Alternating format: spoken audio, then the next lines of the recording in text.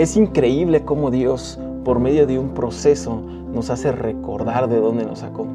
Es increíble cómo Dios, por medio de ese proceso, nos hace confrontar, nos hace sentirnos solos, nos hace luchar, nos hace fortalecernos, nos hace enamorarnos más de Él. En esta historia que nos comparte el pastor Aarón, nos da su testimonio de cómo fue que él fue llamado, se dio cuenta que tenía un llamado para servir a Dios. Acompáñame en esta entrevista. No te olvides de suscribirte a nuestro canal y acompañarnos con más historias como esta. Bendiciones. ¿Cómo fue que tú sabes que eres llamado al Evangelio? ¿No? Fíjate que el permanecer o el vivir en el Evangelio, decía mi mamá esta frase y tal vez todos lo conocemos. Todos somos cristianos desde cuna, aunque la cuna era cristiana y el cristiano no era yo. Desde muy pequeño mi familia ha servido a Dios. A la edad de 15 años mis papás son mandados y llamados y mandados literalmente a Chimalpa, donde ahora yo soy pastor de Chimalpa, de la iglesia en Chimalpa, Ministerio Coinonía. Y pues bueno, desde ese momento podemos decir, fíjate que de dónde surge mi llamado. Bueno, te lo comentaba hace un momento, a los 13 años, 13, 14 años, en un encuentro en el cual Dios me permite ver el mundo espiritual, tal cual, cómo trabajaba Satanás en visiones. Yo miraba visiones, las mismas visiones se las transmitía a nuestro pastor, y varias eran acertadas. No es que sean acertadas, ¿no? Sino que ratificaban lo que estaba sucediendo en ese momento. Pero bueno, ese es el lapso de los 13 años, de los 13 en adelante. Pues bien, toda mi vida he servido a Dios. Toda mi vida he servido a Dios, pero obviamente todos tenemos debilidades. Y todos vivimos en un mundo en el cual hay pecado. Y podríamos decir lo que Jesús le dijo a la adúltera: el que esté libre de pecado, que tire la primera piedra. Y pues aquí no podríamos tirar a nadie. Entonces, en el caminar del Evangelio, siempre lo digo para vergüenza y también no para vanagloria mía, sino a mí me corrieron de 3 prepas. De 3 prepas me corrieron por muchas cosas. Una de ellas es que en la primera pues era un desastre, en la segunda igual. También. En la tercera, se escucha fuerte lo que voy a decir, pero mis papás me encontraron fumando. Y mis papás me dijeron: es que no puedes hacer eso, súbete. Y me llevaron a la casa y me mandaron a trabajar como mozo. Desde ahí la única forma de poder volver a estudiar era: métete a trabajar y terminas. Hasta que entro a la última prepa, donde sí la termino. Y obviamente en ese trayecto conocía de Dios, amaba a Dios, pero aún también había una parte carnal en mi vida. Y esa parte carnal me motivaba a fallarle a Dios. Se escucha, es vergonzoso decirlo, me orillaba a fallarle a Dios. No tan grave para decirlo. Pero obviamente termino la prepa y entro a la universidad.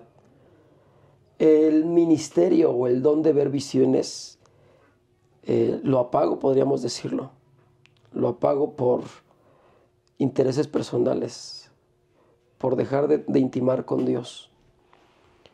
No dejé de buscarlo, pero sí dejé de intimarlo como tendríamos que haber intimado desde el principio.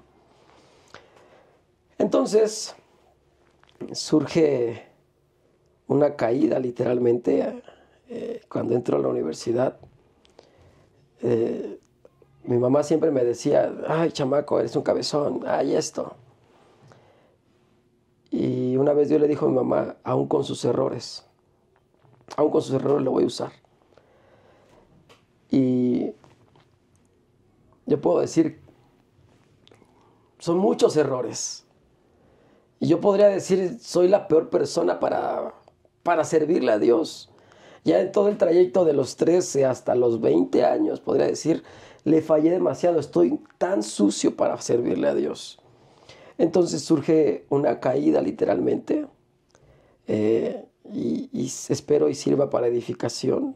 Lo digo con vergüenza, si así se puede decir. Yo le decía a Lalo: tengo miedo. surge una caída de fornicación. Y esto no orilla a mis papás, sino que por la dirección de Dios me mandan a un instituto bíblico. Decir lo que Dios me dijo antes de entrar, porque yo no quería, yo estaba resentido con el mundo, resentido con mi familia, resentido con Dios y resentido conmigo.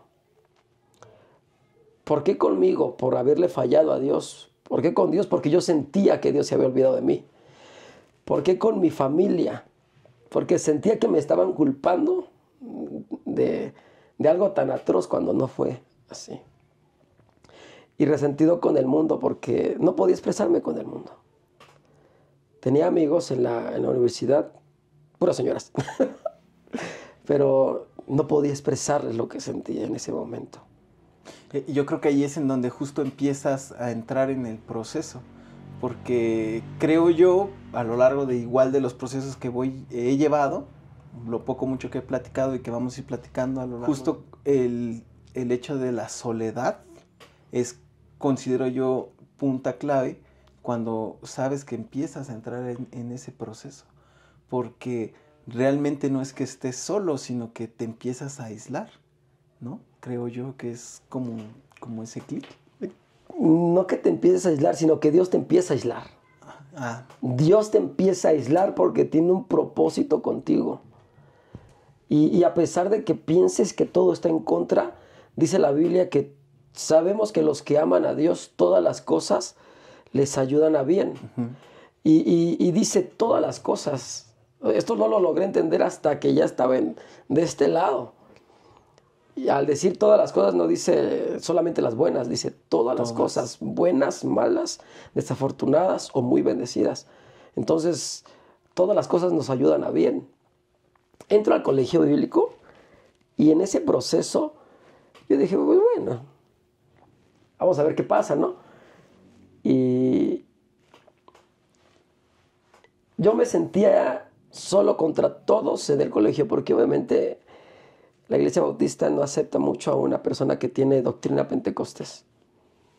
Aparte, todos tenían una idea diferente de servir a Dios y yo no era religioso. Se escucha feo lo que voy a decir, pero toda la gente en el colegio era muy religiosa. Si así lo queremos llamar, fariseos. Una, no me querían. Otra, pues me miraban como menos. Otra, ni tenía amigos.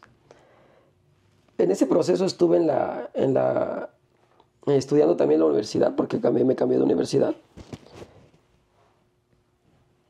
Pero hay una de las cosas que hace la Iglesia Bautista y es que es evangelizar, tocar puertas. Yo entré como, bueno, sigue los borregos. Yo ya entré haz lo que tengas, que lo que hagas, hagan los demás. Y en esa soledad, lo único que podía tener era Dios. Me mandaron una ruta y es ahí cuando empecé a hablar de Dios. Toda mi vida había pasado como cristiano, pero nunca había hablado de Dios realmente. Tenía miedo. Y puedo decirte que también tenía vergüenza. Empecé a evangelizar, pero llegó el punto en el cual mis padres no tenían o no me dieron para solventar mi instancia en el colegio. Yo tenía que pagar, si no mal recuerdo, 350 o 400 pesos semanales. Pero también tenía que pagar la universidad. Pues no tenía. Y estando en la universidad sin desayunar, sin dinero para regresarme más que 12 pesos o 10 pesos. Agarré la Biblia porque era lo único que tenía para refugiarme. Agarré la Biblia y me puse a leer y dije, no sé qué estoy haciendo aquí. Agarré y me salí. Y como estaba hasta Ejército de Oriente, ahí pasaba el RTP de 3 pesos. Dije, bueno, me voy así. No había desayunado. Pero tampoco había comido, ya eran las 12. Y me daba vergüenza decirlo. Perdón. Y en el trayecto, bueno, antes de esto quiero compartirte lo que dice la Biblia. Voy a llevarte a Jeremías 4. Y esto me lo habló Dios antes de irme al colegio. Jeremías 4:6 dice, alzad bandera en Sión, huid, no os detengáis, porque yo hago venir mal del norte y quebrantamiento grande. Y esa parte de huid a Sión era como decirme, métete porque si no te voy a matar. Ouch. Es lo que Dios me estaba... Yo entendía eso. O te metes o sencillamente hay mal para ti. Que muchas veces es lo que pasa. O sea, nosotros nos casamos con no querer hacer las cosas. Entonces, cuando Dios te escoge, cuando Dios te elige para su servicio, para una tarea en particular, Él jamás te va a dejar. Y es increíble porque te habla bonito, te habla bonito, te habla bonito. Y cuando te empieza a hablar duro, es cuando uno justo dice, ya me estás dejando, ¿no? ¿Por qué? Porque estamos acostumbrados a que todo el tiempo nos esté apapachando, ¿no? Entonces va a llegar un punto en el que ya no te va a apapachar, porque te va a decir, ya es momento y te quiero aquí, ¿no? Y así pasó. Eso me llevó a de verdad decir, ok, Dios, vamos a ver lo que tú quieres conmigo. Regreso de la universidad sin dinero y Dios me habla igual en Deuteronomio capítulo 8, en el versículo 7 y en el versículo 14, si no mal recuerdo. Te voy a llevar ocupo tu Biblia. Sí, adelante. Deuteronomio 8, y esto me hizo recordar, no es que me haya hecho recordar, sino que me hizo realmente entender por qué estaba ahí. Ve lo que dice. Dice, versículo 3, perdón. Y te afligió y te hizo tener hambre, y te sustentó con maná, comida que no conocías tú ni tus padres habían conocido, para hacerte bien, para hacerte saber que no solo de pan vivirá el hombre, mas todo lo que sale de la boca de Jehová vivirá el hombre. Y en el versículo 16, que te sustentó con maná en el desierto, comida que tú ni tus padres habían conocido, afligiéndote y probándote para la postre hacerte bien. Eso me hizo decir, ok, Dios, entonces realmente tú quieres que haga algo.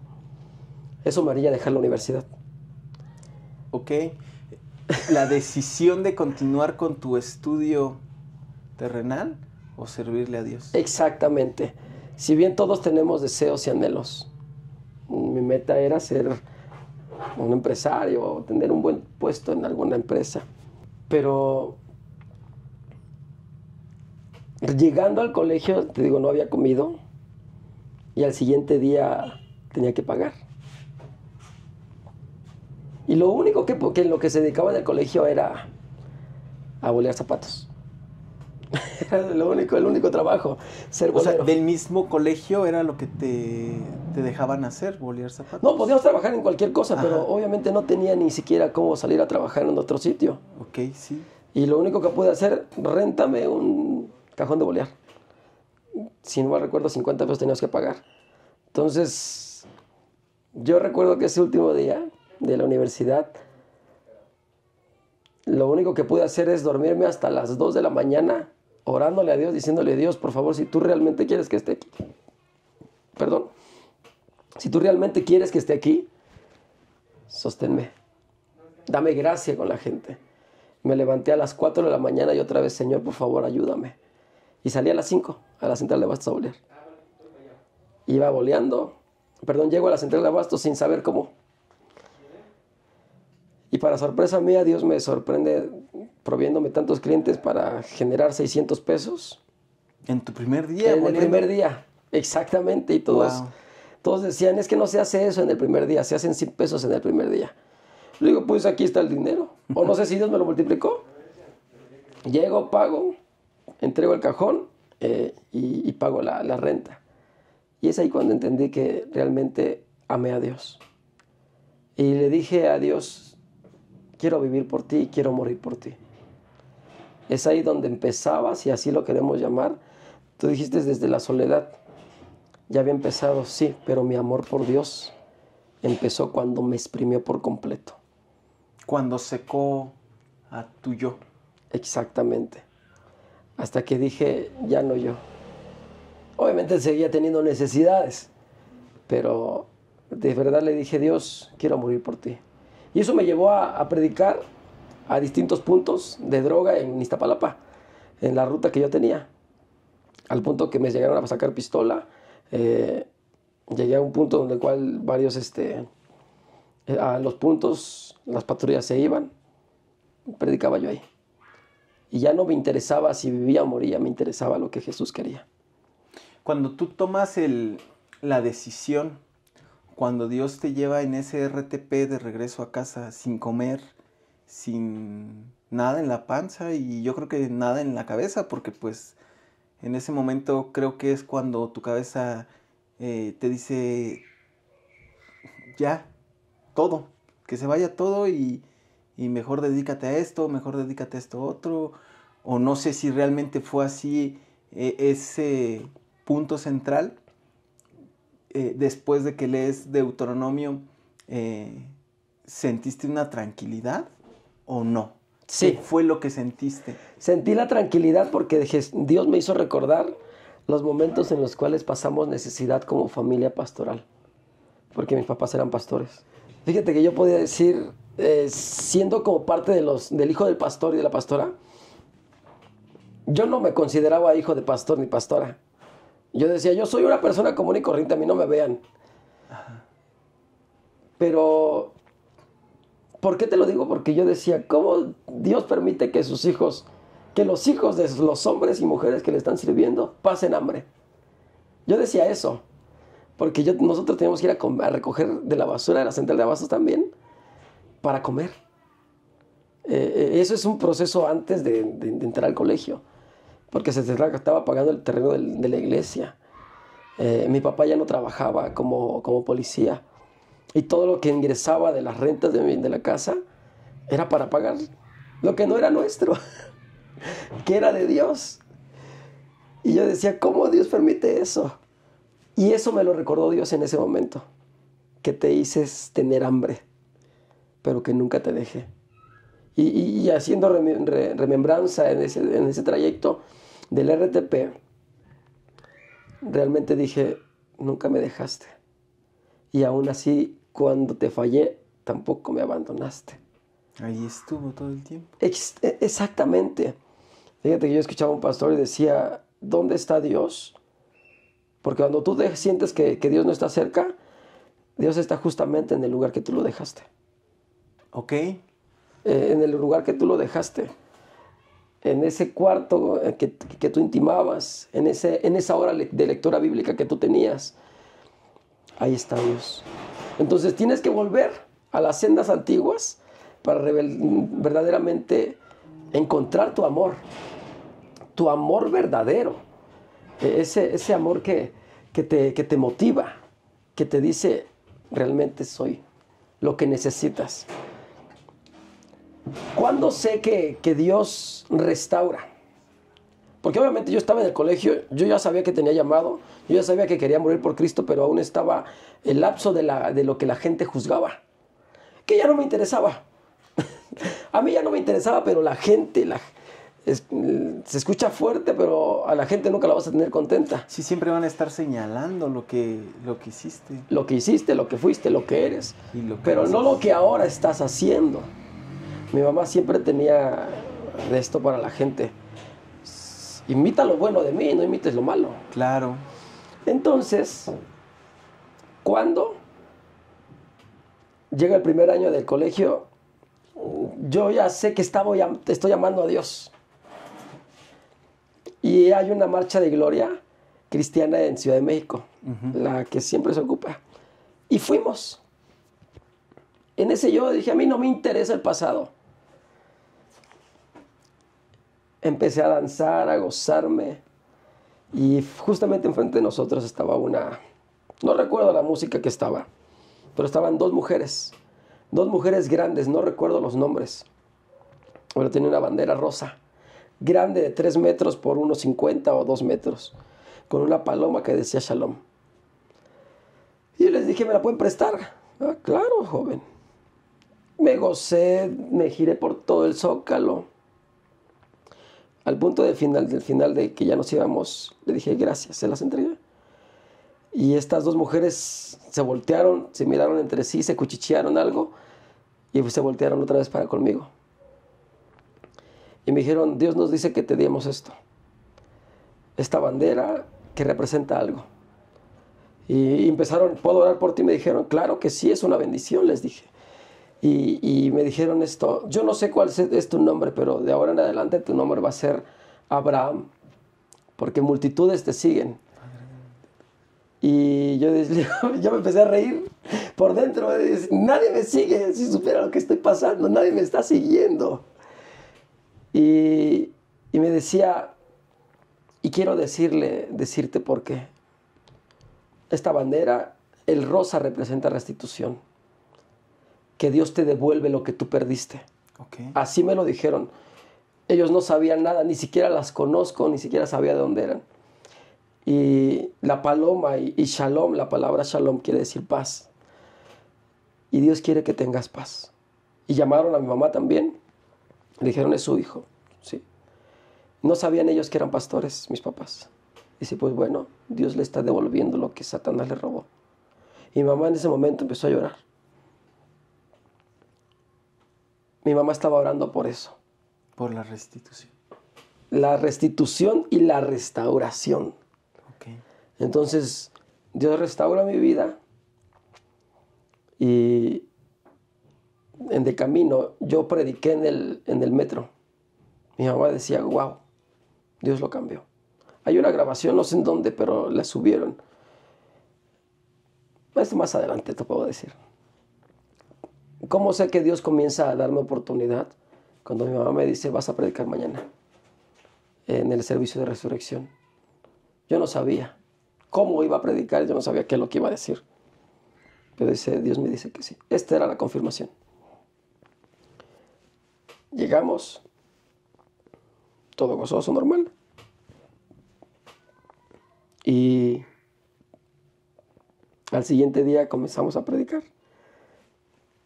Para ese lapso, después del primer año, si no mal recuerdo, yo ya conocía a la que es ahora mi esposa. Éramos amigos y de Montesión veníamos a la iglesia a predicar. Salíamos a predicar en todas las áreas. Todas las colonias que están cerca predicamos. Levantamos rutas, levantamos gente y hubo bastante gente, almas ganadas que llegaron a raíz de eso. Y mi mamá oró por mi esposa sabiendo que era esa la mujer que Dios quería. Eso es todo el lapso de la vida en el cual Dios comienza a restaurar. Si bien yo sabía que era llamado, pero no quería el pastorado. Claro. Yo no quería ser pastor. Yo miraba la necesidad de un pastor y ahora la veo más. Sí. Obviamente nosotros comenzamos, llega pandemia, después de 2 años después de que ya me caso. Dios bendice mi boda de una manera sobrenatural. En ese momento yo sabía cómo era mi vida y yo le dije a la que es ahora mi esposa, yo no quiero deshonrarte. Porque conocía mi pasado. Ella no. Yo le dije, no la voy a tocar, no la voy a besar hasta el día que nos casemos. Fue una relación de amistad de 1 año, una relación de noviazgo de 6 meses o 5 meses para esperar, porque yo a los 5 meses, yo le pedí en febrero y en junio fui a pedirla como esposa. Nos casamos hasta diciembre 19, acabamos de cumplir 9 años de casado. Entonces comenzamos igual, servir a Dios, amar a Dios, ya con mi esposa. Y ella se casó conmigo porque miró el amor que yo tenía para con Dios. Yo no miraba mi amor por Dios, yo sabía que lo amaba, pero ella lo miraba. Entonces surge pandemia más adelante y obviamente mis papás, mi mamá era, no sé si conociste a mi mamá, pero era una mujer de fe, literalmente. Sí. Amaba servir a Dios y eso a mí me motivaba. Si ella sirve, yo quiero servir. Y siempre hay veces que, como hijos, decíamos, no, mam, si ustedes no quieren, no se preocupen, no les voy a estar rogando. Y eso era su palabra. O sea, nos picoteaba a decir, no, que no me interesa. Y ella se aventaba sola. Entonces empezamos a hacer transmisiones en Facebook por los hermanos que no iban a la iglesia. La iglesia nunca la cerramos, siempre hubo Hacíamos servicio afuera, pero transmitíamos el servicio, o luego mi mamá predicaba, y así. Pero pasa que después del primer año de pandemia, antes de terminar el primer año, mi mamá fallece en enero. Y en ese lapso yo puedo decir, Dios, tú tienes que sanar a mi mamá. Porque mi papá y mi mamá estaban enfermos. Decían que era COVID, yo digo que no, porque si hubiera sido COVID yo también me hubiera enfermado. Yo entraba todos los días a su cuarto para orar por ella. Ella estaba en la cama y llegaba, la abrazaba, le daba un beso en la frente y decía, mam, tranquila. Visitaron muchos doctores. Ninguno supo qué decir o qué hacer. Y tampoco ella supo qué era lo que tenía. El último, no sé cómo se llama, radiografía, diagnóstico que era cardiomegalia. ¿Por qué te estoy contando esto? Porque es aquí donde empieza el proceso de a lo que Dios me llamó. Nuestro pastor general me dijo hace tiempo, antes de casarme, y bien, Tai, porque así me dice, ¿a qué quieres llegar? Le digo, yo sé que soy evangelista, pastor, pero todos los ministerios terminan en pastorado. Le digo, yo no quiero ser pastor. Yo no quiero ser pastor. Pues está ahí, todos los ministerios llegan a eso. Antes de que mi mamá partiera, nosotros la llevamos al hospital y entramos a las 12, pero antes de entrar, en el trayecto del cerro, mi mamá nos paró y nos dijo, espérense, la iglesia no es de nadie, el terreno de la iglesia es de Dios, y la iglesia se queda para el que ame las almas. 2 semanas antes me había dicho, ayuda a tu hermana, porque mi hermana siempre estuvo pegada con mi mamá. Yo digo, qué bueno, yo no quiero compromiso. Yo la apoyo, todo lo demás. Yo soy del que es enjundioso, el todas puedo. Pero mi hermana no. Le dije, sí, mamá. Nos dio sus últimos deseos y fallece mi mamá a las 6 de la tarde. Obviamente pasa el proceso en que muere mi mamá. Y queda a cargo de la iglesia de mi papá. Se escucha feo y tal vez no quiero deshonrar esta parte de mi papá. Pero yo soy me gusta que haya justicia. Que si es de Dios, Dios es recto. No juegas a que amas a Dios. No juegas a que sirves a Dios, no juegas a que eres de Dios, no. Si amas a Dios, te desvives por Dios. Y se escucha a cómo va, ¿no? Mi papá no amaba la obra, tan como debería de amarse la obra. Y obviamente surgen problemas. Y este problema nos hace separarnos de nuestra cobertura. En ese proceso en el que surge el problema, la iglesia sufre otro ataque de la iglesia. Y nosotros, yo como hijo y mi hermana como hija, al frente de lo que mi mamá y mi papá habían hecho, seguimos peleando. No somos los pastores, pero mi mamá fundamentó esto junto con mi papá, pero no está mamá. Y en ese lapso casi de 1 año, sin cobertura, mi papá toma la decisión de ponernos al frente solamente como representantes, mi papá, no como pastores. Nosotros nos encargamos de las prédicas, nosotros nos encargamos de todo. Pero nosotros en la búsqueda para con Dios le decíamos, Dios, es que debe de haber justicia en esto. Hasta que tomamos la decisión de venir con nuestros pastores. Y podríamos decir que para tristeza, porque nuestros pastores nunca nos fueron a ver. Pero sí para necesidad nuestra nosotros venimos. Donde dijeron ellos, nosotros estuvimos orando 3 meses porque ustedes vinieran. llegamos al diálogo junto con nuestro consejero Fernando, que es mi hermano. Y nos dice, necesita ver un pastor. Yo dije, sí, mi hermana es la pastora junto con su esposo. Yo no, mi mamá dijo, ayuda a tu hermana, yo no. Y los pastores dicen a viva voz y a una, dijeron, nosotros te hemos orado y Dios nos ha dicho que eres tú. Y eso fue como un balde de agua para mí, decir, yo conozco mi pasado. Dios no me pudo usar así. Yo conozco quién fui, también sé quién soy, pero yo sé que no. Y esto me llevó a pensar mucho en lo que hace un momento te decía referente a Pedro. Pedro estuvo 3 años con Jesús. Pedro nunca fue perfecto. No fue perfecto antes de conocer a Jesús. No fue perfecto mientras estuvo con Jesús. Y no fue perfecto incluso después de que Jesús ya no estuvo. Esto me llevó a pensar, ahorita que ya lo estoy viviendo, me llevó a pensar en eso. Que no es que seas perfecto, es que Dios escoge lo vil, lo menospreciado. Y surge otro proceso, en el cual, ¿qué es lo que quiero yo? ¿Qué es lo que quiere Dios? Yo no quiero esto. Señor, yo no quiero esto. Te sirvo, pero no quiero esto.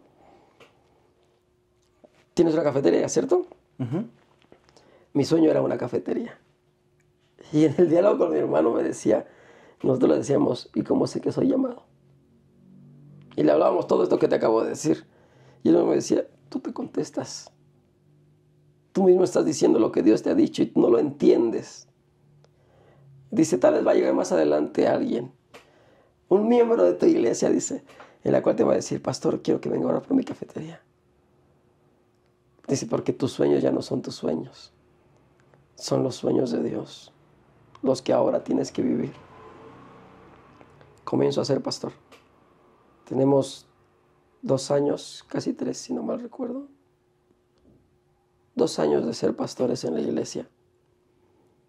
Y aún estoy en ese estira y afloja de decir, Señor, ¿qué es lo que quieres que yo haga? Sales de un proceso más largo para entrar al más difícil. Al más difícil, ¿no? Creo que si en algo me identifico justo es el querer hacer, el no hacer lo que sabes que tienes que hacer. Eso es lo más difícil de justo un proceso, creo.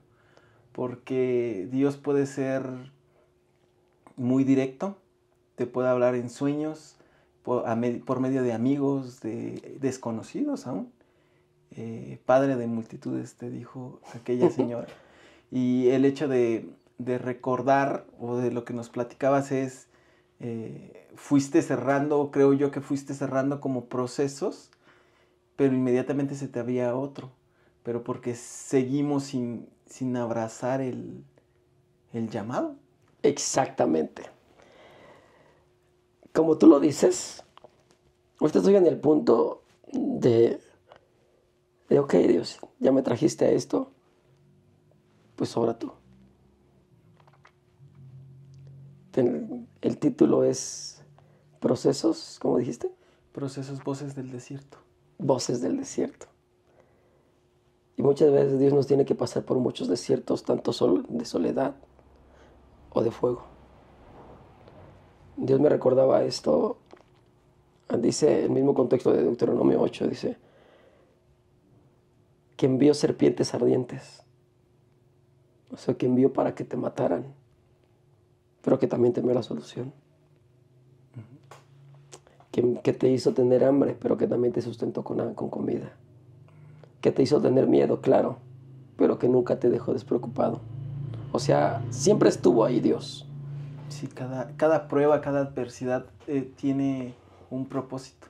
Exactamente. Lo complicado es abrazar esa adversidad y entender que estás pasando por un propósito, porque es bien difícil cuando inicias un proceso sin saber que estás adentro de él. Y cuando te das cuenta que estás pasando un proceso, lo único que le pides a Dios a veces es, ya estuvo. No, ya estuvo, Señor, ya estoy entendiendo, me la quiero llevar más tranquila, Pero si no entiendes realmente lo que te está diciendo, Él va a permanecer ahí. Y ahí, y ahí, y ahí. Hasta que tú no entiendas que tienes que dar ese paso que Él está esperando que des. Y que te dice muchas veces que tienes que dar el paso. ¿Sabes? Así, referente a eso, yo recuerdo, hay una parte, mi hermano siempre lo sabe, el libro que más me encanta de la Biblia es Primer Libro de Reyes. Y porque está el hombre, el general, podríamos decir, de los profetas, Elías. Elías era el poderoso, el que mató 850 hombres y mujeres, el que hizo caer fuego del cielo, pero el que mismo se acobardó. Uh-huh. Y muchas veces yo me sentía así, me acobardo. Y gracias a eso yo puedo decir que Dios sigue usándome. Porque si me envanezco, yo siempre digo, Señor, que tenga los pies aquí. Porque si no, el hombre, por eso la Biblia dice, maldito el hombre que confía en el hombre. Yo no confío ni en mí mismo. Le digo, Señor, si tienes que eliminar, quitar, hazlo. Y Elías huyó. Y algo bien agradable que puedo decir, que Dios nunca te va a decir con amor. Nunca en la Biblia. O sea, si dice, te atraje con cuerdas de amor. En el libro de Jeremías dice, yo fui su esposo. En el libro de Isaías también. Pero nunca dice, te amo. A ninguno de los hombres que Dios usó les dijo, te amo. Les dijo, yo te escogí porque eres un hombre conforme al corazón de Dios. Uh-huh. Pero nunca te dijo una palabra de amor, Dios. Y a Elías le dijo, ¿qué haces aquí? Como diciendo, si fuera mexicano, ¿qué haces aquí, compadre? Nadie te dijo que te vinieras aquí. Salte. Y Dios no entró por él. Él tuvo que salir. Y muchas veces nosotros tenemos que pararnos de frente a Dios y decirle, Señor, ¿qué quieres que haga? ¿Qué quieres que haga? Porque si no amas el proceso que tú tienes para con Dios o que Dios te está permitiendo pasar, como tú lo dices, ahí va a estar. Hasta que lo entiendas, hasta que lo ames, hasta que quites todo lo que tú amas para amar a lo que realmente vale, que es Jesús. Estoy en ese proceso de decir, ahora tú eres lo más que importa. Necesidades siempre tenemos. Yo puedo decirte, yo puedo ver mucha gente que tiene esto, que tiene aquello. Y como dicen los memes, ¿no? Uno que le juega al emprendedor, no tenemos, ¿no? No. Y cuando veo eso, Dios me recuerda esto. Tu porción es Jehová. Esto es lo que necesitas. Ellos pueden tener todo lo material. Tú me tienes a mí. Amén. Tú me tienes a mí. Eso Amén. Es amar el proceso. Entonces, cuando amas el proceso del desierto, Jesús estuvo en el desierto y nos enseña a decir, no me amo a mí, ni siquiera a mi necesidad, pero amo a lo que Dios dice. Entonces, cuando pasa eso, dice la Biblia, como lo dice con Jesús, después del desierto, después del ataque de Satanás, dice, vinieron ángeles y le servían. Cuando realmente amas el proceso y entiendes que la gloria es para Dios, es que Dios comienza a servirte. No que no te haya servido, es que comienza a decir, ahora va. Hace poco vino un invitado internacional a nuestra iglesia y oró por nosotros. Y dice, yo no sé cómo se llama esta iglesia, así no lo dijo, bien gracioso. Ministerios Koinonia, Ministerio Internacional Koinonia. No sé si sea internacional o no, pero de ahora en adelante será internacional. Y oró por su servidor, por su familia. Y dice, y Dios te va a llevar. Te va a llevar a distintos lugares. Vuelven a repetirnos muchas cosas que Dios nos dice. Y cuando de verdad estás amando el proceso, muchas veces no alcanzas a recordar todo lo que Dios te ha dicho. Y Dios ya nos lo dijo como 7 veces. Dios los va a sacar. Dios los va a sacar. Dios los va a sacar. Y yo digo, pues ni he salido de Chimalpa. Y me dice que me va a sacar. Solamente es amar el proceso. Ya no amar la vara, perdón, el bastón de oro, sino la vara. Es amar la vara. Y la vara es un palo seco. Moisés tuvo que amar esa vara. pero ese palo seco hizo milagros. El cetro de oro que tenía en Egipto no, pero sí la vara que Dios le dio. Y es lo que Dios nos hace, reverdecer aunque estemos secos. Así es. Amar el proceso es eso. Es un proceso que puede decir, todos podemos pasar por esto. Ya no siento a Dios, ya no busco a Dios. Pero Dios está ahí siguiéndote, haciéndote señas, aquí estoy. La frase que dijiste de donde tú dejaste a Dios, ahí es en donde te hace regresar. ¿Dónde está Dios? Justamente donde tú lo dejaste. Esa frase me encantó. Volver a las sendas antiguas. ¿Sabes? Porque con tu historia, justo lo que decías es, cuando tú empezaste a decir cómo Dios permite que sus hijos tengan y pasen hambre, hablando de tus papás que estaban sirviéndole a Dios, y ahí te regresó, en el RTP ahí te regresó.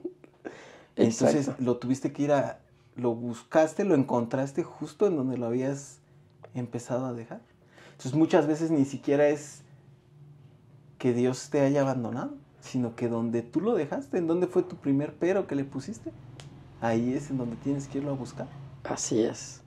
Fíjate que en ese proceso de que Dios me exprimió, me hizo comprar, ahora le puedo decir, lo compro, ya Dios me permite comprar en tiendas, ¿no? Pero ya no tenía ni zapatos para servir a Dios. Y me hizo comprarme unas botas, unas piporras, de esos de vaquero que van hasta arriba, picudas, color amarillo y todo. Digo, no tengo zapatos, las pinté de negro. Y todos se burlaban, pero decía, Dios me las compró. 100 pesos me costaron, Dios me las compró. Eso me dio pauta a decir, nunca te voy a dejar. Gracias puedo decir que tengo lo que tengo porque Dios me lo ha dado, no por mí. Y me ha permitido también tener para poder bendecir a otras personas. Porque amé lo que Dios me dio. Y sigo en el proceso de decir, te amo Dios. Porque obviamente siempre hay una parte carnal que te dice, mira lo que está alrededor. No hay tanto. Pero si te pones a pensar en lo que antes tenías o en lo que otros tienen, tengo más de lo que Dios me permite. Justo es eso lo importante. A veces hay una imagen en Facebook que de repente se vuelve muy viral, que es una persona que tiene un carro ve al que tiene un avión, y el del avión ve el que tiene un rascacielos y así. Y al final regresan al punto inicial, porque a veces las personas que más tienen son las que más necesitan. Exacto. Y el hecho de tener a Dios como confidente y poder decir, hoy ajusto solamente para comer, pero aquí está Dios. Exacto. Es difícil entenderlo, pero es lo mejor que puede pasar. Muchas veces pensamos que Dios nos tiene que quitar todo. No nos quita todo Dios. No nos quita todo Dios. Porque yo lo veo en el libro de Jonás. Jonás no quiso ir a su llamado y lo metió Dios en un pez grande. Y estuvo muerto por 3 días. Pero aún en la muerte dice, yo sé que estoy en el Seol, dice, sombras de muerte me rodearon, pero aún veré tu rostro. Y siempre cuando estemos en el proceso en el cual sentemos que ya perdimos todo, recordemos que aún en la muerte Dios puede decir, te puedo ver todavía. Dios saca a Jonás, lo lleva al propósito, y aún en el propósito se queja. Y dice la Biblia que era pelón, era calvo. Pero Dios manda una calabacera y después se la quita. Pero no le quitó la vida. Y Jonás se queja. Ay, Señor, ¿por qué me lo quitas? Pero vuelvo a decirte, Dios, puedes quitarte. Hace tiempo, hace un mes acabamos esta serie, agradecidos pero en vida. En vida siendo agradecidos, perdón. O sea, Dios te puede quitar si quieres todo, pero no te quita la vida. Porque aún tiene algo para ti. Y si yo no amase este proceso que estoy pasando de servir a Dios, creo que Dios ya me hubiera matado. Pero te lo dijo.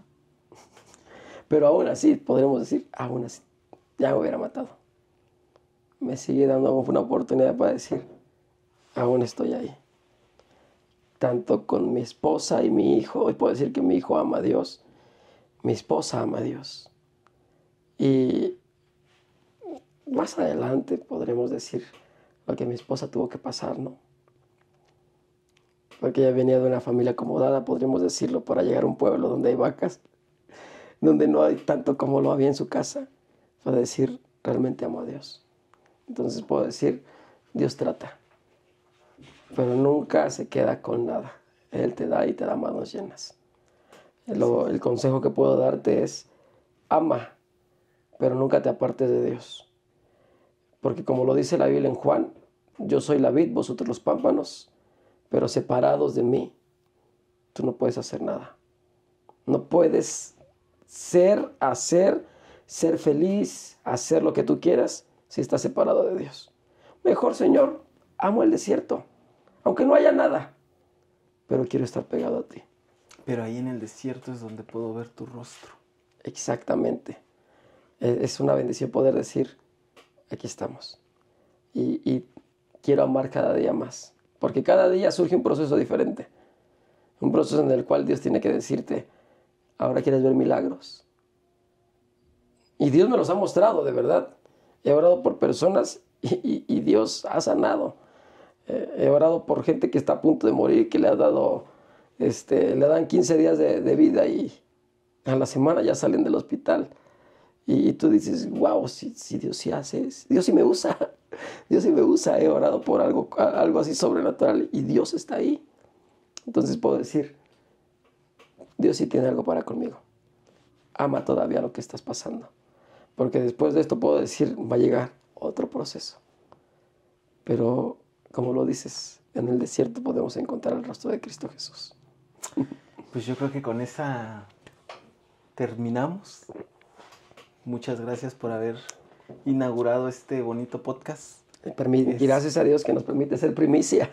Esperemos que esto ayude a muchas personas.